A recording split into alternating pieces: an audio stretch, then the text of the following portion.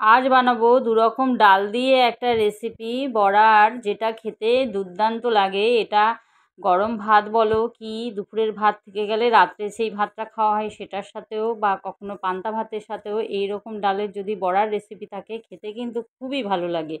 নমস্কার বন্ধুরা, মুনমুনের রান্নাঘরে আরও একবার সবাইকে স্বাগত জানাই। তো চলুন আমি রেসিপিটা কিভাবে বানালাম আপনাদের সাথে শেয়ার করব। এটাকে আমি ভিজিয়ে রেখেছিলাম 2 থেকে 2 ঘন্টার মতো। 2 ঘন্টা ভিজিয়ে রাখার পরে এটাকে কিন্তু ভালো করে একদম কচলে কচলে ভালো করে ধুয়ে নিতে হবে। 3-4 বার এটাকে ধুতে হবে। ধোয়ার পর কিন্তু এই রকম পর্যায়ে এটা এসে যাবে। এবার এটা এসে গেলে এটাকে এবারে আমি হাতে ছিলে যদি বাটতে পারেন তো খুবই ভালো হয়, কিন্তু আমি মিক্সিতে বেটেছিলাম তাই আমি মিক্সিতেই দেখাচ্ছি। একটা কাঁচা লঙ্কা দিলাম। কাঁচা লঙ্কা দেওয়ার পর এটাকে আমি কিন্তু বেটে নেব ভালো করে। আর এইভাবে বড়া করলে খেতে কিন্তু একদম অন্যরকম টেস্ট হয়। একবার বানিয়ে অবশ্যই ট্রাই করে দেখবেন। কখনো যদি না খান এই রকম দুরকম ডাল, আমি এটা খেসারির ডাল আর মসুর ডাল নিয়েছিলাম। খেসারির ডালের সাথে মসুর ডাল পাইল করে মানে মিশিয়ে নিলে এটা কিন্তু খুবই টেস্টি হয়। ডালটা খুব বেশি কিন্তু মিহি করে বাটবে না, একটু যেন দানা দানা থাকে ডালের। এবার দিয়ে দিলাম কিছুটা পরিমাণে এখানে পেঁয়াজ কুচি, আর দিয়ে দিয়েছি কাঁচা পাকা লঙ্কা কুচি। আর এবারে দিলাম আমি একটু কালো জিরে, একটু হলুদ গুঁড়ো, আর দিয়ে দিয়েছি ঝাল লঙ্কার গুঁড়ো। দিয়ে দিলাম পরিমাণ মতো নুন। আর এটা খেতে কিন্তু খুবই ভালো লাগে। মুসুর ডালের বড়ার থেকে শুধু এইরকম যদি একবার খেসারির ডাল দিয়ে মিশিয়ে যদি বড়া করেন দেখবেন খেতে কিন্তু খুবই টেস্টি হয়। এবারে দিয়ে দিলাম আমি কড়াতে, কড়া বসিয়ে দিয়ে একটু সাদা তেল বসিয়ে দিয়ে দিয়েছি। আমি সাদা তেলেই বড়াগুলো ভাজবো। এটা সর্ষের তেলেও ভাজতে পারেন, কোনো অসুবিধা নেই। দিয়ে এই ডালটাকে ভালো করে কিন্তু আমি হাতের সাহায্যে চটকে মাখিয়ে নেবো। এটা হাতের সাহায্যে কিন্তু মাখলেই বেশি ভালো হবে। চামচের সাথে অতটা ভালো হয় না, হাতের সাথে একটু চটকে মাখিয়ে নিলেই একটু ভালো হয়।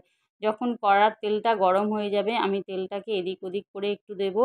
দিয়ে এই বড়াগুলো আস্তে আস্তে করে আমি ছেড়ে দেবো। আর এটা কিন্তু সব কিছুর সঙ্গেই মানে জলডালা ভাত বলো, মানে দুপুরের ভাত থেকে গেলে সেটা, পান্তা ভাত, তার সাথে হচ্ছে গরম ভাতের সাথে, তার সাথে যদি একটু ডাল থাকে আর এই বড়া ভাজা থাকে কিন্তু খেতে খুব ভালো লাগে। আর এই বড়া থেকে গেলেও যদি দুটো বড়া থেকে যায় এটা আলু দিয়ে তরকারি করলেও কিন্তু খুবই টেস্টি হয়। একদম খেতে কিন্তু খুবই ভালো লাগবে। মানে মাছ মাংস রেখে দিয়ে এই বড়ার তরকারি কিন্তু খাওয়া হয়ে যাবে। মানে এই বড়া যদি কখনো হয়তো দুটো থেকে গেলেও 2-4টে, তো ওটা দিয়ে আলু দিয়ে তরকারি করলেও কিন্তু খুবই টেস্টি হয়। তো বড়াগুলো এক পিঠ যখন হয়ে যাবে আমি খুন্তির সাহায্যে আর এক পিঠ আস্তে আস্তে উল্টে দেবো, আর একটু চেপে চেপে দেবো যাতে ভেতরে কাঁচা ভাব না থাকে। আর এই সময় একদম গ্যাসের এটা লো ফ্লেমে একদম করতে হবে, কারণ বড়ার বেশি যদি থাকে তো বড়া তখন বড়াগুলো পুড়ে যাওয়ার সম্ভাবনা থাকে। তাই লো ফ্লেমে এটা কিন্তু আস্তে আস্তে করতে হবে গ্যাসের আগুনটাকে। তো এটাকে আস্তে আস্তে ধীরে ধীরে কিন্তু এইভাবে এক পিঠ হয়ে যেতে আর এক পিঠ এইরকমভাবে উল্টে পাল্টে বড়াগুলো কিন্তু ভেজে নিয়ে আমি তুলে নেবো, তেল ঝাঁকিয়ে ঝাঁকিয়ে তেলটা। আর বড়া ভাজলে তো একটু তেল বেশি লাগে, এটা সবাই জানে। ডালের বড়া কিন্তু ভাজতে কিন্তু তেল লাগে, কারণ যেটা লাগে সেটা অবশ্যই বলবো যে লাগে। তো ডাল বড়া করতে কিন্তু যথেষ্ট তেল লাগে। তো এইভাবে আবারও একই প্রসেসে আবারও দিয়ে দিলাম কিছুটা বড়া। একসঙ্গে দেবেন না, একসঙ্গে দিলে দিয়ে কী হবে, সব ঘেঁটে যাবে বড়াগুলো। তার জন্য অল্প অল্প পরিমাণে বড়াগুলো দিতে হবে। দিয়ে এইভাবে এক পিঠ হয়ে যেতে আর এক পিঠ আবারও এইভাবে প্রসেসে দিয়ে ভাজবো বড়াগুলো।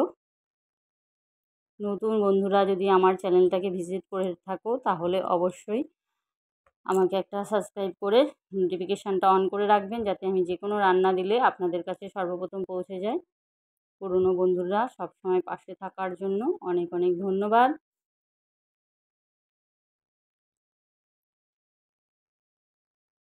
তো এইভাবে বড়াগুলো এক পিঠ হয়ে যেতে আমি আরও এক পিঠ উল্টে দেবো।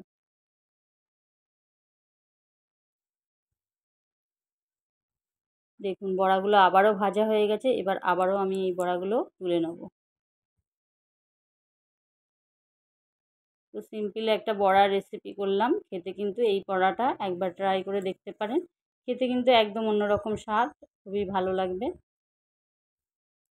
যদি ভালো লাগে রেসিপিটা অবশ্যই একটা কমেন্ট করে জানাবেন। ধন্যবাদ সবাইকে এতক্ষণ ধরে আমার সাথে আমার রেসিপিটা দেখার জন্য। তো টাটা বন্ধুরা, আজ আসি, আবারও নতুন দিনে নতুন রেসিপি নিয়ে চলে আসবো। ততক্ষণ জন্য সবাই সুস্থতা কামনা করি। Thank you for watching.